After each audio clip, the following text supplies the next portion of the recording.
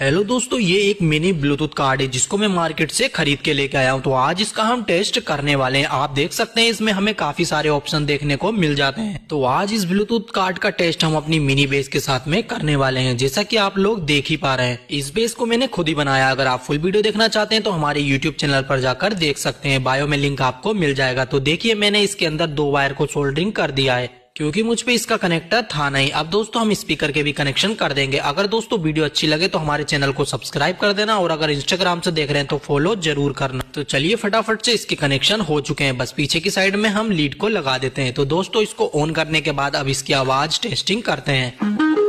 The Bluetooth device is ready to pair.